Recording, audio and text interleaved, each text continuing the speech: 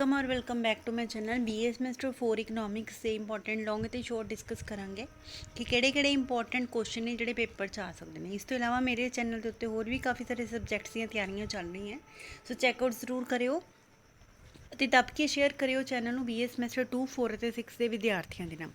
ਸੋ start ਕਰਦੇ ਹਾਂ ਅੱਜ ਦਾ ਵੀਡੀਓ। BA ਸਮੈਸਟਰ 4 ਇਕਨੋਮਿਕਸ ਦੇ ਇੰਪੋਰਟੈਂਟ ਲੌਂਗ ਅਤੇ ਸ਼ੋਰਟ ਕੁਐਸਚਨ।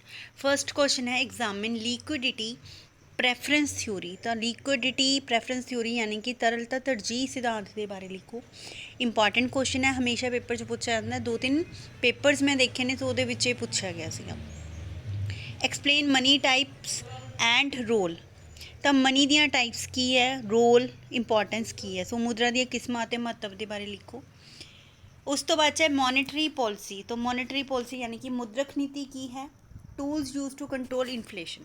ਤਾਂ ਇਨਫਲੇਸ਼ਨ ਕੰਟਰੋਲ ਕਰਨ ਦੇ, ਮੁਦਰਾਸਫੀਤੀ ਕੰਟਰੋਲ ਕਰਨ ਦੇ ਤਰੀਕੇ ਕੀ ਨੇ, ਬਹੁਤ ਇੰਪੋਰਟੈਂਟ ਕੁਐਸਚਨ ਹੈ ਦੋਸਤੋ। ਜਦੋਂ ਵੀ ਤੁਸੀਂ ਕੋਈ ਕਰਦੇ ਹੋ ਤਾਂ ਤੁਹਾਡੇ ਇਕਨੋਮਿਕਸ ਦੇ ਵਿੱਚ ਥਿਊਰੀਜ਼ ਬਹੁਤ ਜਾਂਦਾ, ਤਾਂ ਥਿਊਰੀਜ਼ ਜਿਹੜੀ ਹੈ ਕੋਈ ਵੀ ਪੁੱਛੀ ਜਾ ਸਕਦੀ ਹੈ, ਤਾਂ ਥਿਊਰੀਜ਼ ਚੰਗੀ ਤਰ੍ਹਾਂ ਯਾਦ ਕਰ ਲਿਓ। Trade cycle phases in detail. ਵਪਾਰ ਚੱਕਰ ਕੀ ਹੈ ਅਤੇ ਇਸਦੀਆਂ ਅਵਸਥਾਵਾਂ ਕੀ ਨੇ। ਸੋ ਇੰਪੋਰਟੈਂਟ ਕੁਐਸਚਨ ਹੈ ਇਹ ਵੀ। Explain money theories in detail and stock market. ਮੁਦਰਾ ਦੇ ਵੱਖ-ਵੱਖ ਸਿਧਾਂਤ ਦੇ ਬਾਰੇ ਲਿਖੋ ਅਤੇ ਪੂੰਜੀ ਮੰਡੀ ਦਾ ਕੀ ਸਥਾਨ ਹੈ। ਸਟਾਕ ਮਾਰਕੀਟ ਦਾ ਸ਼ਾਰਟ ਕੁਐਸਚਨ ਵੀ ਆ ਸਕਦਾ ਹੈ ਅਤੇ ਲੌਂਗ ਤਾਂ ਆਏਗਾ ਹੀ। ਉਸ ਤੋਂ ਬਾਅਦ ਹੈ banking types and functions of banks. Describe credit creation. ਤਾਂ ਸਾਖ ਕੀ ਹੈ, ਇਹਦੀਆਂ ਕਿਸਮਾਂ, ਕਾਰਜ ਅਤੇ ਕ੍ਰੈਡਿਟ ਕ੍ਰੀਏਸ਼ਨ ਜਿਹੜੀ ਹੈਗੀ ਹੈ, ਉਧਾਰ ਵਾਲੀ ਜਿਹੜੀ ਥਿਊਰੀ ਹੈਗੀ ਹੈ, ਇਹ ਵੀ ਆਪਾਂ ਨੇ ਕਰਨੀ ਹੈ। So inflation and theories.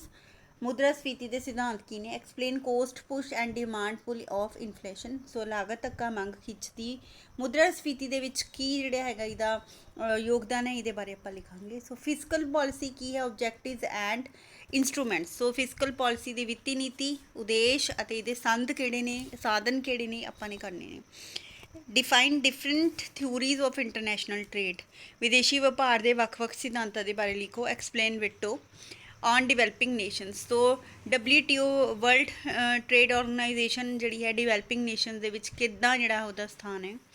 Shark formation objectives of SAARC. SAARC ਦਾ ਕੋਈ ਵੀ ਕੁਐਸਚਨ ਹੈ ਉਹ ਇੰਪੋਰਟੈਂਟ ਹੈ, ਬਹੁਤ ਪੁੱਛਿਆ ਜਾਂਦਾ। ਇੱਕ WTO ਦਾ, ਇੱਕ ਸਾਰਕ ਦਾ। ਸਾਰਕ ਦੀ ਬਣਤਰ, ਉਦੇਸ਼ ਕੀ ਹੈਗਾ, ਠੀਕ ਹੈ, ਇਹਦੇ ਸਿਧਾਂਤ ਕੀ ਨੇ, ਬਹੁਤ ਇੰਪੋਰਟੈਂਟ ਕੁਐਸਚਨ ਹੈ। Explain balance of payments. ਭੁਗਤਾਨ ਸ਼ੇਸ਼ ਦੇ ਬਾਰੇ ਦੱਸੋ। ਕੰਪੋਨੈਂਟਸ ਦੇ ਤੱਤ ਦੱਸੋ। ਕਾਜ਼ਜ਼ ਆਫ ਡਿਸਇਕੁਇਬਿਲਿਟਮ। ਤਾਂ ਅਸੰਤੁਲਨ ਦੇ ਕਾਰਨ ਕੀ ਨੇ। ਸੋ ਬੈਲੈਂਸ ਆਫ ਪੇਮੈਂਟ ਦੇ ਉੱਤੇ ਵੀ ਡੈਫੀਨੇਟਲੀ ਕੁਐਸਚਨ ਆਉਂਦਾ ਹੁੰਦਾ ਹੈ। So explain role of exchange and its determination. ਵਟਾਂਦਰਾ ਦਰ ਕੀ ਹੈ, ਇਹਦੇ ਨਿਰਧਾਰਤ ਤੱਤ ਲਿਖੋ। ਮਿੰਟ ਪੈਰਿਟੀ ਥਿਊਰੀ ਤੇ ਪਰਚੇਜ਼ਿੰਗ ਪਾਵਰ ਦੇ ਬਾਰੇ ਲਿਖੋ। ਮਿੰਟ ਪੈਰਿਟੀ ਸਿਧਾਂਤ, ਖਰੀਦ ਸ਼ਕਤੀ ਬਾਰੇ ਲਿਖੋ। Explain fixed and flexible rate in detail. ਸਥਿਰ ਅਤੇ ਲਚਕੀਲੀ ਵਟਾਂਦਰਾ ਦਰ ਦੇ ਜਿਹੜੇ ਹੈਗੇ ਨੇ ਉਹਦੇ ਬਾਰੇ ਐਕਸਪਲੇਨ ਕਰਨਾ ਹੈ। ਵਰਕਿੰਗ ਆਫ IBRD ਦੇ ਕਾਰਜਾਂ ਦੇ ਬਾਰੇ ਲਿਖੋ। ਐਕਸਪਲੇਨ ਕਮਰਸ਼ੀਅਲ ਬੈਂਕਸ ਇਨ ਡਿਟੇਲ। ਕਮਰਸ਼ੀਅਲ ਬੈਂਕ ਵਾਲਾ ਕੁਐਸਚਨ ਵੀ ਬਹੁਤ ਜ਼ਿਆਦਾ ਇੰਪੋਰਟੈਂਟ ਹੈ। ਸੋ ਸ਼ਾਰਟ ਕੁਐਸਚਨ ਹੈ, ਮਨੀ ਕੀ ਹੁੰਦੀ ਹੈ, ਰੋਲ, ਫੀਚਰਸ ਧਨ ਦੇ, ਠੀਕ ਹੈ, ਧਨ ਦੀ ਭੂਮਿਕਾ, ਵਿਸ਼ੇਸ਼ਤਾ। ਲਿਕੁਇਡਿਟੀ ਟਰੈਪ, ਤਰਲ ਫਾਹੀ ਕੀ ਹੈ। ਓਨਰਸ਼ਿਪ ਸਿਕਿਉਰਿਟੀਜ਼, ਮਾਲਕੀ ਸਿਕਿਉਰਿਟੀਜ਼ ਕੀ ਨੇ। ਇਨਫਲੇਸ਼ਨ ਕੰਟਰੋਲ, ਮੁਦਰਾਸਫੀਤੀ ਕਿੱਦਾਂ ਕੰਟਰੋਲ ਕੀਤੀ ਜਾਂਦੀ ਹੈ। ਬੂਮ ਐਂਡ ਡਿਪਰੈਸ਼ਨ, ਬਹੁਤ ਇੰਪੋਰਟੈਂਟ ਕੁਐਸਚਨ ਹੈ। ਤੇਜ਼ੀ ਅਤੇ ਮੰਦੀ। ਫਲੈਕਸੀਬਲ ਐਕਸਚੇਂਜ ਰੇਟ, ਲਚਕ ਵਟਾਂਦਰਾ ਦਰ, ਠੀਕ ਹੈ। ਫਿਕਸਡ ਐਕਸਚੇਂਜ ਰੇਟ ਵੀ ਇੰਪੋਰਟੈਂਟ ਹੈ ਅਤੇ ਫਲੈਕਸੀਬਲ ਐਕਸਚੇਂਜ ਰੇਟ ਵੀ ਇੰਪੋਰਟੈਂਟ ਹੈ। ਫੈਕਟਰ ਅਬੰਡੈਂਸ, ਫੈਕਟਰ ਬਹੁਲਤਾ ਕਿਹਨੂੰ ਕਹਿੰਦੇ ਨੇ। ਸਾਰਕ ਆਰਗੇਨਾਈਜੇਸ਼ਨ, ਇਹਦੀ ਹੋਂਦ, ਇਹਦੀ ਬਣਤਰ, ਸਾਰਾ ਕੁਝ ਇੰਪੋਰਟੈਂਟ ਹੈ। IBRD, ਗੈਟ ਹੋ ਗਿਆ, WTO ਹੋ ਗਿਆ, ਬਹੁਤ ਇੰਪੋਰਟੈਂਟ ਇਹ ਐਬਰੀਵੇਸ਼ਨਸ ਨੇ। Demand pull and cost push. Commercial banks, loanable fund theory ਕੀ ਹੈ। ਗ੍ਰੋਸ ਐਂਡ ਨੈਟ ਇੰਟਰਸਟ ਕੀ ਹੈਗਾ। ਗ੍ਰੋਸ ਅਤੇ ਨੈਟ ਇੰਟਰਸਟ ਦਾ ਡਿਫਰੈਂਸ ਬਹੁਤ ਇੰਪੋਰਟੈਂਟ ਹੈ। ਰੈਸੀਪ੍ਰੋਕਲ ਡਿਮਾਂਡ ਕਿਹਨੂੰ ਕਹਿੰਦੇ ਨੇ। Balance of trade, balance of payment. Trade cycle, creditor securities ਕਿਹੜੀਆਂ ਹੁੰਦੀਆਂ ਨੇ। ਬੈਂਕਸ ਫੰਕਸ਼ਨਸ ਕਿਹੜੇ ਹੁੰਦੇ ਨੇ, ਬੈਂਕ ਕੀ ਕੰਮ ਕਰਦਾ ਹੈ। ਫੈਕਟਰ ਇੰਟੈਂਸਿਟੀ ਕੀ ਹੁੰਦਾ ਹੈ।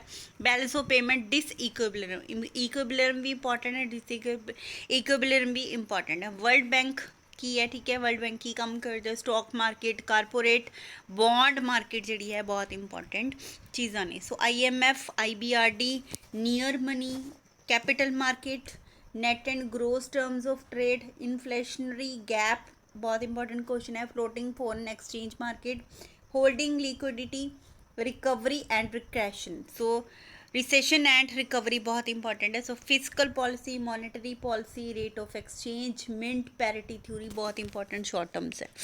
सो ये भी तुसी पेपर ਦੇ ਵਿੱਚ ਕਰਕੇ ਜਾ ਸਕਦੇ ਹੋ। सो होप ਤੁਹਾਨੂੰ ਵੀਡੀਓ ਸਮਝ ਆ ਗਿਆ ਹੋਵੇਗਾ। ਮਿਲਦੇ ਆਪਾਂ ਨਵੇਂ ਵੀਡੀਓ ਦੇ ਨਾਲ। ਧੰਨਵਾਦ।